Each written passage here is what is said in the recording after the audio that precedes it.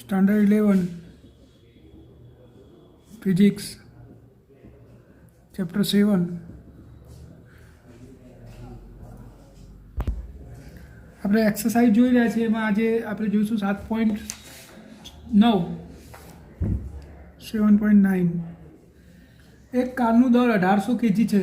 તેની આગળ અને પાછળની એક્સલ વચ્ચેનું અંતર 1.8 મીટર છે. તેનું ગુરુત્વ કેન્દ્ર આગળની એક્સલથી 1.5 મીટર પાછળ છે. સમતલ જમીન દ્વારા આગળના દરેક પૈડા અને પાછળના દરેક પૈડા પર લાગતું બળ શોધો. જો આપણી કાર છે, આ રીતે આગળનું ટાયર, આ પાછળનું ટાયર, આગળનું બીજું ટાયર અને પાછળનું બીજું ટાયર, આ રીતે આપણી કાર છે. કુલ દર એનું 1800 kg છે અને દર હંમેશા ગુરુત્વ કેન્દ્ર ઉપર લાગે. હવે ગુરુત્વ કેન્દ્ર ક્યાં આવેલું છે? તો આ જે બે એક્સલ વચ્ચેનું કુલ અંતર છે 1.8 મીટર છે. કેટલું છે? 1.8 મીટર. અને ગુરુત્વ કેન્દ્ર આગળના ટાયરથી 1.05 મીટરે છે. એટલે કે આ અંતર જે થયું આગળની એક્સલથી 1.05 મીટર, આટલે છે ગુરુત્વ કેન્દ્ર. એટલે કે કારનું કુલ વજન અહીંયા લાગુ પડશે, ડબલ્યુ. તો હવે આપણે અહીંયા લખી દઈએ ગુરુત્વ કેન્દ્ર આગળની એક્સલથી ગુરુત્વ કેન્દ્ર એટલે સીજી 1.05 મીટર અંતરે છે. તેથી પાછળની એક્સેલથી સીજીનું અંતર બરાબર ટોટલ 1.8 હતું, એમાંથી 1.05 તમે બાદ કરી દો તો વચ્ચે 0.75 મીટર. એટલે કે આ અંતર 1.05 તો આ 0.75 મીટર થશે.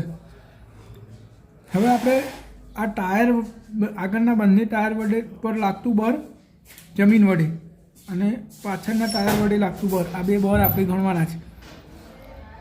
તો આપણે આનું ગુરુત્વ કેન્દ્ર અહીંયા લીધું છે, તો આપણે આને R1 કહી દઈએ અને આ બાજુના અંતરને R2. આ આપણું દ્રવ્યમાન કેન્દ્ર થશે. તો R1 ઇઝ ઇક્વલ ટુ શું થશે? તો તમે x1 કહી દો તો x1 ઇઝ ઇક્વલ ટુ 1.05 અને x2 ઇઝ ઇક્વલ ટુ શું થશે? આ બાજુનું અંતર પેલું થાય 0.75. એક તરફનું ધન ને એક તરફનું આપણે ઋણ લઈશું. તેમજ દર, તો આગળના ભાગનું દર m1 ઇઝ ઇક્વલ ટુ કેટલું થશે? m1 તો માન લો કે m લઈ લઈએ આપણે આગળનું દર. તો પાછળનું દર કેટલું થશે? પાછળનું દર કુલ દર હતું એને હું m2 કહી દઉં. કુલ દર હતું 1800, એમાંથી આગળનું દર m બાદ કરી દીધું આપણે, આટલું પાછળનું દર થયું. તો હવે દ્રવ્યમાન કેન્દ્રનું સૂત્ર લખીએ તો xcm is equal to m1x1 plus m2x2 by m1 plus m2. હવે આપણે દ્રવ્યમાન કેન્દ્રને ગુરુત્વ કેન્દ્ર પર લઈએ તો દ્રવ્યમાન કેન્દ્ર ગુરુત્વ કેન્દ્ર પર હોય તો xcm ઇઝ ઇક્વલ ટુ 0. તો 0 ઇઝ ઇક્વલ ટુ m x1ની જગ્યાએ 1.05 plus 1800 minus m 0.75 by m plus 1800 minus m minus cancel, આ બધું આ બાદ જશે તો માઇનસ શૂન્ય થઈ જશે. Is equal two 1.05 m is plus 1800 ગુણ્યા 0.75, 1800 ગુણ્યા 0.75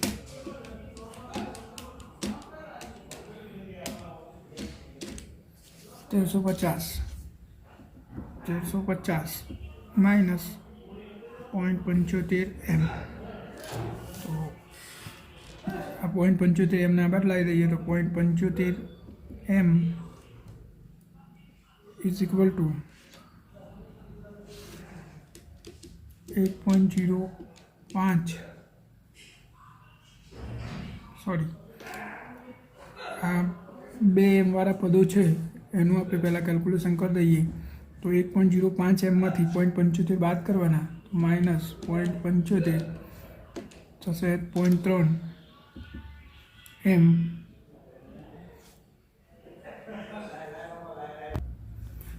તો એક તરફનું આપણે ધન લીધું તો બીજી તરફનું ઋણ લેવું પડે, એટલે અહીંયા આપણે માઇનસ નહીં મૂક્યું, અહીંયા માઇનસ મૂકી દઈશું.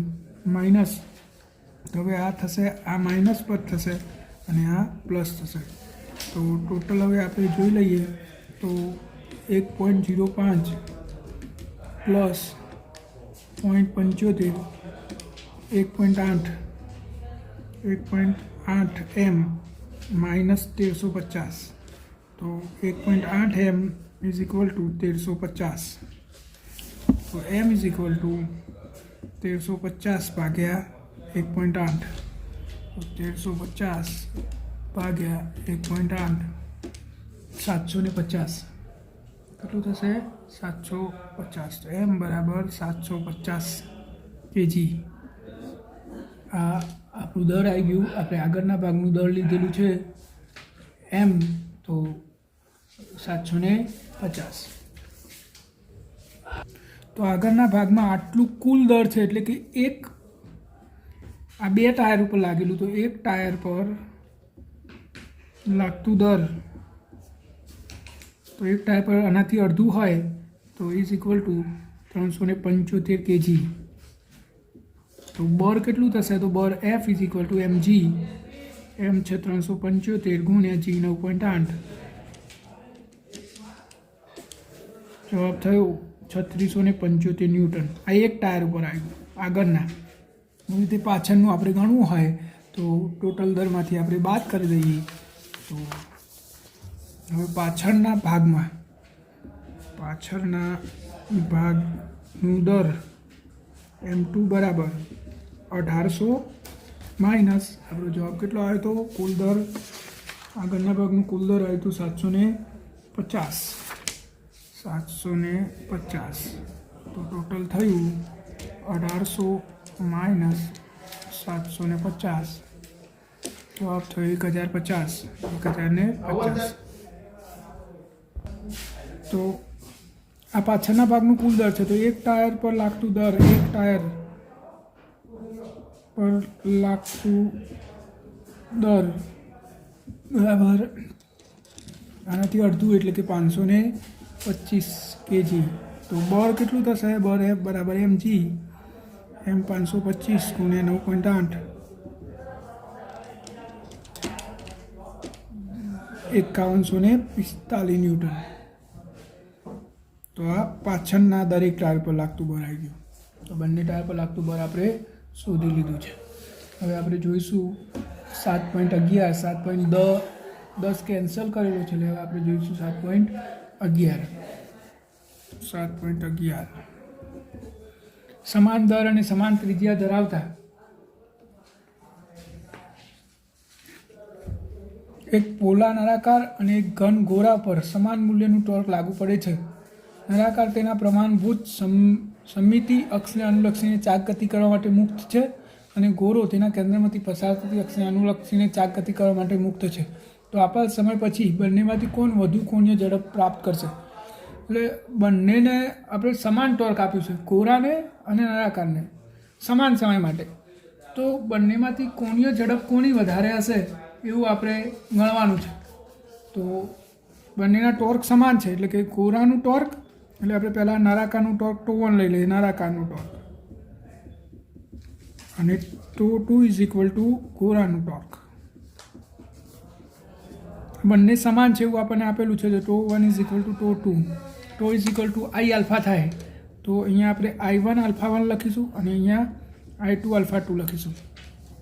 હવે બંનેની જડત્વની ચાક માત્રા, તો નળાકારની જડત્વની ચાક માત્રા, નળાકારની જડત્વની ચાક માત્રા શું થાય ભાઈ? mr². અને ગોળાની જડત્વની ચાક માત્રા શું થાય? ગોળાની જડત્વની ચાક માત્રા એને આપણે I2 કહીએ તો I2 બરાબર શું થાય? I1 અને I2 2 પંચમાંશ mr². બંને કિંમતો આમાં આપણે મૂકી દઈશું તો alpha 2/α1 is equal two I1/I2. I1 કેટલો છે mr², પેલો કેટલો છે 2 mr². mr² કેન્સલ તો આલ્ફા 2/α1 ઇઝ ઇક્વલ ટુ 5/2. હવે અચળ કોણીય ઝડપના સમીકરણ પ્રમાણે અચળ કોણીય ઝડપના સમીકરણ પ્રમાણે અચળ કોણીય ઝડપનું સમીકરણ શું છે? Omega is equal to ω0 plus alpha t. બંને સ્થિર સ્થિતિમાંથી ગતિની શરૂઆત કરે છે એટલે ω0 0 થશે તો ω1 ઇઝ ઇક્વલ ટુ α1t અને ω2 બરાબર α2t. તો આ કિંમત આપણે અહીંયા મૂકી દઈએ તો α1ની જગ્યાએ બંનેમાં સમય સરખો ω1 α1 બરાબર શું થશે ω1/t અને α2 બરાબર જો α1 ઇઝ ઇક્વલ ટુ ω1/t અને α2 બરાબર ω2/t. બે કિંમતો અહીંયા મૂકી દે તો α2ની કિંમત છે ω2/t, value ω1/t is equal two 5/2. T cancel out તો ω2 ઇઝ ઇક્વલ ટુ 5/2 ω1 એટલે ω2 ઇઝ ઇક્વલ ટુ 2.5 ω1. એનો મતલબ શું થયો? ω2 ગ્રેટર ધેન ω1 એટલે કે કોરાની કોણીય ઝડપ વધારે હશે. કોની? કોરાની ઝડપ વધારે છે. બરાબર. તો આ દાખલો પણ અહીંયા પૂરો થાય છે. ખૂબ સરળ દાખલો છે. આપણે નેક્સ્ટ દાખલો જોઈએ. 7.20 20 kg દળનો નક્કર નળાકાર તેની અક્ષને અનુલક્ષીને 100 રેડિયન પર સેકન્ડની ઝડપથી પરિભ્રમણ કરે છે. આ નળાકારની ત્રિજ્યા 0.25 મીટર છે. નળાકારની ચાક ગતિ સાથે સંકળાયેલી ચાક ગતિ ઉર્જા કેટલી હશે? તેની અક્ષને અનુલક્ષીને આ નળાકારનું કોણીય વેગમાનનું માન કેટલું હશે? તો આપણે આ નક્કર નળાકાર માટે પહેલાં તો ચાક ગતિ ઉર્જા શોધવાની છે. 7.12 નક્કર નળાકારની જડત્વની ચાક માત્રા કેટલી થાય? નક્કર નળાકારની જડત્વની ચાક માત્રા I બરાબર mr²/2.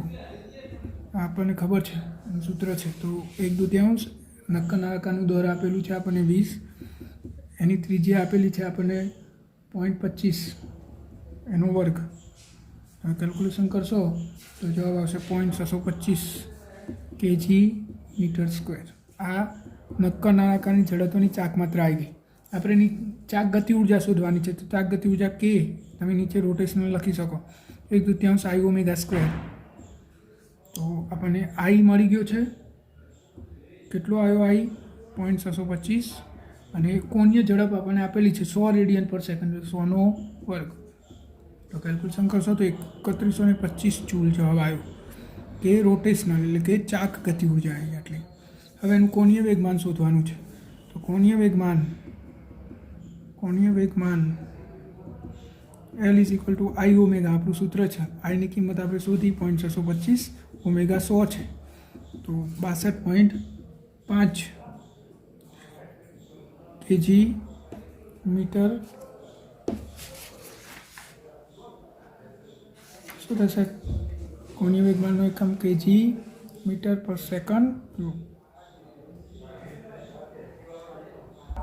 kg/m² પ્રતિ સેકન્ડ અથવા તો જૂલ સેકન્ડ એવું પણ તમે લખી શકો.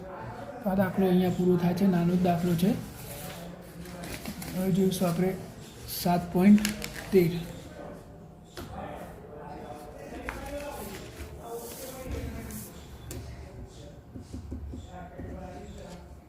એક બાળક તેના 2 હાથ પહોળા કરીને ટર્ન ટેબલના કેન્દ્ર પર ઊભો છે. ટર્ન ટેબલ 40 રેડિયન પર મિનિટની કોણીય ઝડપથી ભ્રમણ કરે છે. જો આ બાળક તેના બંને હાથને પાછા વાળીને તેની જ જડત્વની ચાક માત્રાનું મૂલ્ય ઘટાડી તે તેની પ્રારંભિક જડત્વની ચાક માત્રાના મૂલ્યના 2.5 ગણું કરે છે તો કોણીય ઝડપ કેટલી હશે? 2 હાથ પહેલાં પહોળા હતા અને પછી ધીરે ધીરે હાથ એને વાર દીધા તો જડત્વની ચાક માત્રાનું મૂલ્ય 2.5 ગણું વધારી દીધું. તો હવે કોણીય ઝડપ કેટલી હશે એવું આપણે શોધવાનું છે. એટલે કે પછીની બાળકની પછીની જડત્વની ચાક માત્રા એ પહેલાંની જડત્વની ચાક માત્રાના 2/5 ગણી છે. એટલે કે I2 બરાબર 2/5 I1 આવું આપણને આપેલું છે. અને પ્રારંભિક કોણીય ઝડપ પણ આપેલી છે 40 પરિભ્રમણ પર મિનિટ. પરિભ્રમણ પર મિનિટ. તો આપણે આને રેડિયન પર સેકન્ડમાં ફેરવવું હોય તો એક પરિભ્રમણ એટલે 2π રેડિયન અને 1 મિનિટ એટલે 60 સેકન્ડ. તો આ થશે 4/3 પાઈ. કેટલું થશે? 4/3 પાઈ રેડિયન પર સેકન્ડ. આ આપણી પ્રારંભિક કોણીય ઝડપ આવી ગઈ. આપણે અંતિમ કોણીય ઝડપ હવે શોધવાની છે.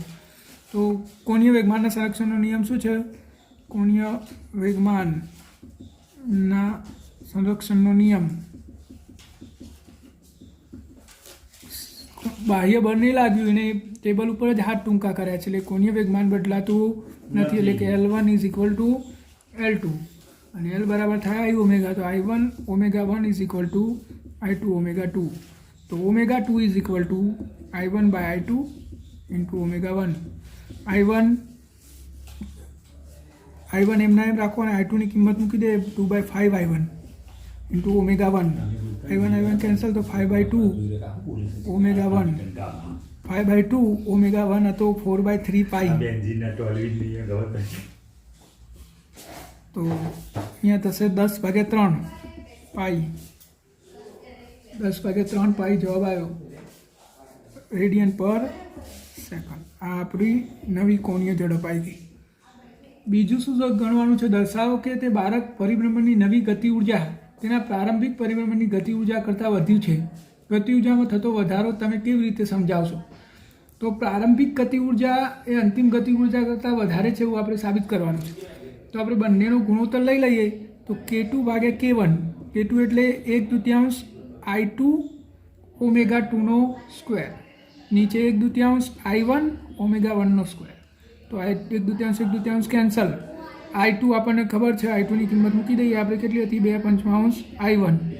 ω2 આપણને ખબર છે 10/3 પાઈ અને એનો વર્ગ. નીચે I1 અને ω1 કેટલો હતો? 4/3 પાઈ એનો સ્ક્વેર. તો I કેન્સલ, 2/5 વધ્યું, ઉપર પાઈ કેન્સલ, 10/3 વર્ગ એટલે ઉપર 100/3 વર્ગ 9 અને નીચે 4 વર્ગ 16, 3 વર્ગ ઉપર 9. તો 9 કેન્સલ અને આ 20 × 5 = 100, 8 × 2 = 10 × 20 ને 4 × 8, 4 × 10 અને 2 × 4 એટલે જવાબ આવશે 5/2. K2/K1 બરાબર શું આવશે? 5/2. તો K2 બરાબર 2.5 K1 એટલે કે K2 વધારે આવ્યો એટલે કે ગતિ ઉર્જામાં વધારો થયો. ક્યાંથી આવ્યો? તો આ ગતિ ઉર્જામાં થયો વધારો બાળક પોતાની જે આંતરિક ઉર્જા ખર્ચે છે એના કારણે થાય છે. આપણે કોઈ સાયકલમાં કે કોઈ રીતે આપણે સવારી કરી હોય અને અચાનક આપણે આંચકો મારીએ તો એની સ્પીડમાં વધારો થાય છે. એ વધારો ક્યાંથી આવ્યો? બાહ્ય બળ તો લાગ્યું નહોતું. તો એ આપણી આંતરિક ઉર્જાના કારણે એની ઉર્જામાં વધારો થતો હોય છે. આપણે નેક્સ્ટ દાખલો જોઈએ 7.14. 3 kg દર અને 40 સેમી ત્રિજ્યાના એક પોલા નળાકારને ફરતે અવગણ્ય દળનું એક દોરડું વીંટાળેલું છે. જો દોરડાને 30 ન્યૂટન બળની અંતરે ખેંચવામાં આવે તો નળાકારનો કોણીય પ્રવેગ કેટલો હશે? દોરડાનો રેખીય પ્રવેગ કેટલો હશે? દોરડું સરકતું નહીં એમ ધારો. એટલે કે એક નળાકાર છે, આવી રીતે એક નળાકાર છે, આની ઉપર એક દોરડું વીંટાળેલું છે. હવે દોરડાને આપણે આમ ખીંચીએ છીએ, આ દોરડાને આ નળાકાર અક્ષને અનુલક્ષીને પરિભ્રમણ કરી શકે છે. તો આપણે એનો નળાકારનો કોણીય પ્રવેગ શોધવાનો છે. તો પહેલાં તો પોલા નળાકારની જડત્વની ચાક માત્રા આપણે લઈ લઈએ. આ 7.14 પોલા નળાકારની જડત્વની ચાક માત્રા I = સૂત્ર પ્રમાણે mr². એમ કેટલું છે આપેલું છે આપણને? M3 અને ત્રિજ્યા આપી છે 0.4. 40 સેમી એટલે 0.4 મીટર થાય ને એનો વર્ગ. તો જવાબ થશે 0.48 kg મીટર સ્ક્વેર. આ પોલા નળાકારની જડત્વની ચાકમાત્ર આવી ગઈ. હવે આપણે એનો કોણીય પ્રવેગ શોધવાનો છે. તો કોણીય પ્રવેગ શોધવા માટે આપણે પહેલાં તો ટોર્ક ગણવું પડે, કારણ કે કોણીય પ્રવેગ ટો બરાબર આ આલ્ફા સૂત્ર પ્રમાણે આપણે આલ્ફાની ટોની જરૂર પડશે. તો ટોર્ક ગણીએ તો ટોર્ક ટો બરાબર બળ ગુણ્યા અંતર, એટલે આપણું ખેંચાણ બળ લાગે છે અને આની ત્રિજ્યા આ રીતે તમે સમજો, આ ગોળાનો આડછેદ છે પેલા નળાકારનો અને બળ આ રીતે લાગે છે. આપણે આ રીતે દોરડાને ખેંચીએ છીએ તો એની ત્રિજ્યા થશે અને આ બળ તો RF થશે. સાઇન થીટા લખવું એટલે લખી શકો તમે. સાઇન પણ ખૂણો કેટલો છે બે વચ્ચેનો π/2, તો RF sin π/2 ની કિંમત 1. R એટલે ત્રિજ્યા કેટલી આપેલી છે? ત્રિજ્યા આપી છે આપણને 0.4 અને બળ લાગ્યું 30 ન્યૂટન. તો જવાબ થયો 12 ન્યૂટન મીટર. આટલું ટોર્ક લાગશે. તો હવે torque tau is equal to I alpha, તો alpha is equal to tau by I. Tau કેટલો 12 અને I કેટલો 0.48. તો જવાબ થશે 25 રેડિયન પર સેકન્ડ સ્ક્વેર. આ આપણો કોણીય પ્રવેગ આવી ગયો. હવે આપણે એનો પ્રવેગ શોધવાનો છે. તો એને રેખીય પ્રવેગ બે હોય, તમને ખબર છે, એક સ્પર્શીય પ્રવેગ હોય ને એક કેન્દ્રગામી પ્રવેગ હોય. તો પહેલાં આપણે સ્પર્શીય પ્રવેગ શોધીએ. તો સ્પર્શીય પ્રવેગ જેને AT પણ કહેવાય is equal two R alpha, alpha into R. આલ્ફાની કિંમત આપણે શોધી હતી, કેટલી આવી હતી?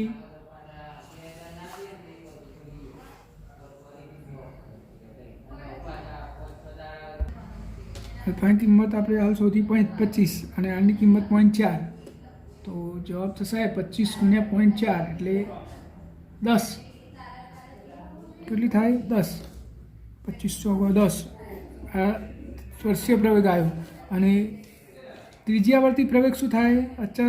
ત્રિજ્યાવર્તી પ્રવેગ અચર કોણીય ઝડપનો ત્રિજ્યાવર્તી પ્રવેગ એટલે કે AR0 થાય. તો કુલ પ્રવેગ શું થઈ ગયો? સદિશ A is equal two AT plus AR. અને આ તો 0 છે તો A is equal two AT. તો પ્રવેગ થયો આપણો 10 મીટર પર સેકન્ડ સ્ક્વેર. આ એનું મૂલ્ય થઈ ગયું. તો આ દાખલો પણ ઇઝી જ છે, ખાલી સૂત્રો આવડતા હોય તો દાખલાઓ આવડે એ વાત છે. હવે આપણે નેક્સ્ટ જોઈએ 7.15.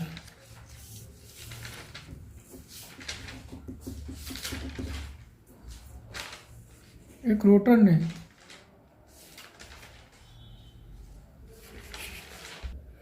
ત્રણ 200 રેડિયન પર સેકન્ડના એક સમાન કોણીય ઝડપ જાળવવા માટે એન્જિન 180 ન્યૂટન મીટર ટોર્ક પ્રસ્થાપિત કરવું આવશ્યક છે. આ એન્જિન માટે કેટલો પાવર આવશ્યક છે? અહીંયા આપણે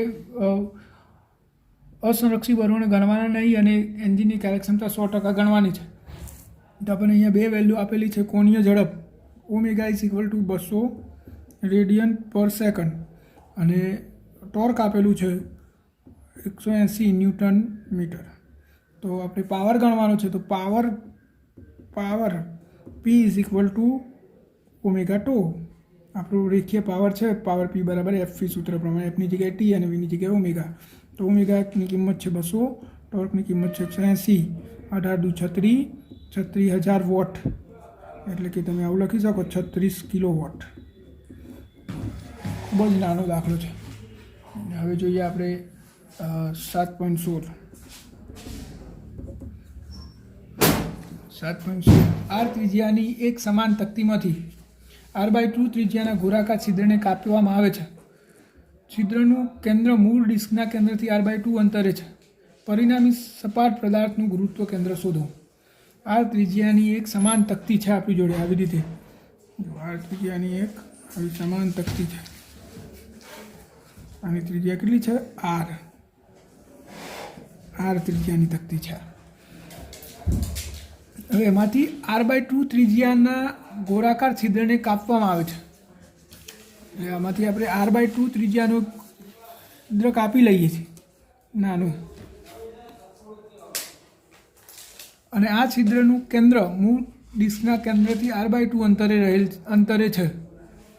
એટલે આપણે આ રીતે R/2 ત્રિજ્યાની તક્તી અહીંયાથી કાપી લઈએ છીએ. જુઓ આ રીતે.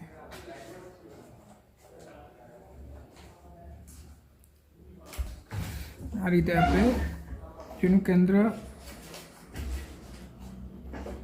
અહીંયાથી r/2 અંતરે એટલે આની ત્રિજ્યા થઈ જાય ને આનું ગુરુત્વ કેન્દ્ર મુખ્ય કેન્દ્રથી r/2 અંતરે થઈ ગયું.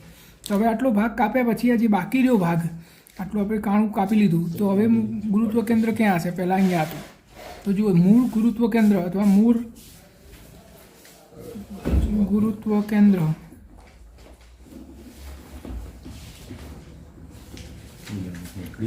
RCM ઇઝ ઇક્વલ ટુ 0 0 ઉગમ બિંદુ આગળ હતું. હવે આપણે ભાગ કાપી લીધો બાકીનો. તો હવે શું થશે આપણે ગણવાનું છે. તો આપણે પહેલાં નાના ભાગની વાત કરીએ તો કુલ દર તકતીનું કુલ દર એમ છે. શું છે? કુલ દર એમ છે. તો ઘનતા શું થશે? એની ઘનતા રો બરાબર દર ભાગ્યા તકતી છે એટલે ક્ષેત્રફળ આવશે. બે પારિમાણિક ગણીએ છે તકતીની. તો ઘનતા બરાબર દર ભાગ્યા ક્ષેત્રફળ. તો એમ બરાબર, તો હવે નાના ભાગનું દર એને હું m1 કહી દઉં. તો m1 ઇઝ ઇક્વલ ટુ ઘનતા ગુણ્યા એનું ક્ષેત્રફળ, એને હું a1 કહી દઉં. તો m પોને અને આ ઇન્ટુ a1. હવે m આખી તકતીનું ક્ષેત્રફળ કેટલું થાય? પાઈ r² અને r થશે પાઈ એની ત્રિજ્યા નાના ભાગની r/2 એનો વર્ગ. તો આ પાઈ કેન્સલ થઈ જશે, r² કેન્સલ થઈ જશે. તો m/4 કેટલું દર આવ્યું? m/4 નાના ભાગનું દર આવી ગયું. હવે તો મોટા ભાગનું દર શું થશે? મોટા ભાગનું દર m2 બરાબર કુલ દર m હતું એમાંથી m/4 બાદ કરો તો 3m/4. આ જે બાકી રહ્યો ભાગ એનું દર થયું. તો બંનેના દર આપણને મળી ગયા. હવે બંનેના દ્રવ્યમાન કેન્દ્રના યામ પણ લખી દઈએ આપણે. તો તમે સમજો આટલો ભાગ કાપી લેશો તો આનું તો દ્રવ્યમાન કેન્દ્ર આપણને ખબર છે r/2 સ્થાને છે, પણ બાકીના ભાગનું શું થશે? તો પહેલાં અહીંયા હતું આટલો ભાગ કાપી લો તો દ્રવ્યમાન કેન્દ્ર આમ ખસશે. માની લો કે આ બાજુ x અંતરે ખસ્યું, આપણે એવું માની લઈએ ભાગ કાપી લીધા પછી. તો પહેલાં નાના ભાગના દ્રવ્યમાન કેન્દ્રના યામ આપણે લખી દઈએ.